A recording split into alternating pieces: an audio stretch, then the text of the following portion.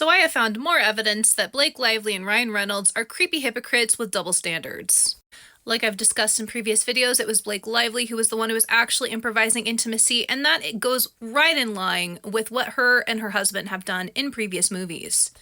What about improvising assault?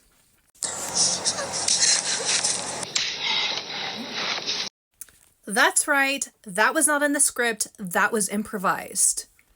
It seems all the interviews that we're talking about this have been scrubbed off the internet because someone else did talk about this, I think about a month ago.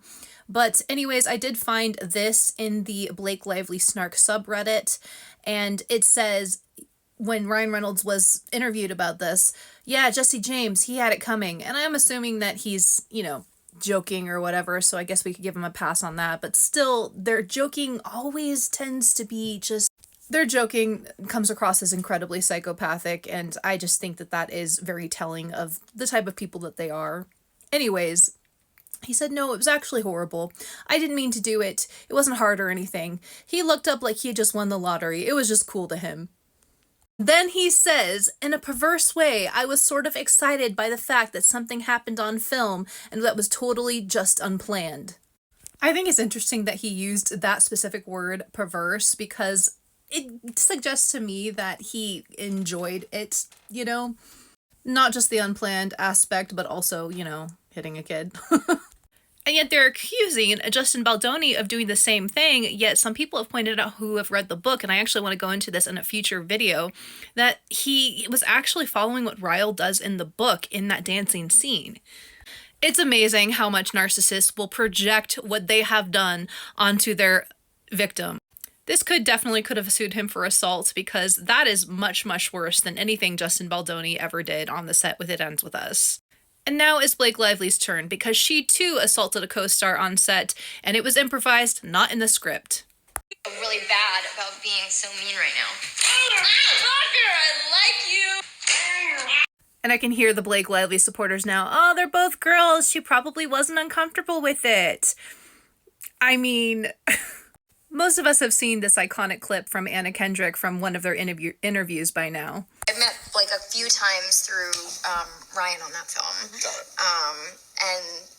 And thought she seemed nice, and little did I know. Yeah. Look at the body, like, how quickly do you... Don't touch me. Obviously, we could probably say she was joking, but you know how they say that there's a little bit of truth in jokes oftentimes? I see that in this interview, for sure. So do you mean to tell me that she was really okay with it based on the fact that she didn't want to be touched by her anymore? Like, I think that Anna Kendrick was thinking back to that time when she improvised that, and she was never really okay with it. Not to mention, if you notice Blake Lively's face, she got a little bit of a look on her face when she was like, oh, I thought she was nice, but little did I know. And Blake Lively, she reacted to that for sure. And what was the very next thing that she did? She reached out to touch her to maintain control of the situation, or to gain control of the situation. What did we talk about in one of my previous videos? She uses touch to manipulate. And I could tell, I bet that Anna Kendrick at least subconsciously knew that and just was icked out by her touch. What a legend.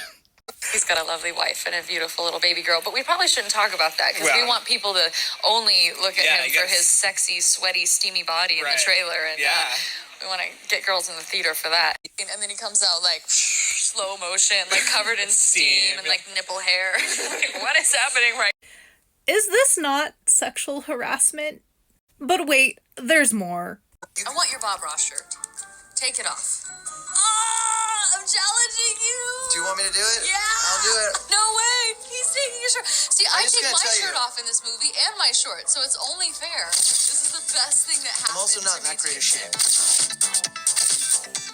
All right, so Blake, you give me... If you ask me, both of these things, these are both SH. They are. In one of my previous videos, I talked about how her Betty Boos commercial was also evidence of her creepy personality, and I want to say this. Someone mentioned that I can't understand satire, and how pathetic must I be if I can't understand satire. Where exactly is the satire? I understand that it was intended as some sort of weird joke, but I don't see the satire. Can't believe I have to do this, but you're forcing me to be the actually person, okay? The definition of satire is the use of humor, irony, exaggeration, or ridicule to expose and criticize people's stupidity or vices, particularly in the context of contemporary politics and other topical issues. I quite enjoy satire, and personally, I don't see the commentary within that video at all. I personally think it's just because she likes being creepy, and like she mentioned to Justin Baldoni in one of her texts, she likes busting balls. I think her and her husband get off on abusing their power and domination because they're both narcissists. And I don't want to hear that Blake is being manipulated. Her behavior has made it very, very clear that she is just as manipulative and dominating herself.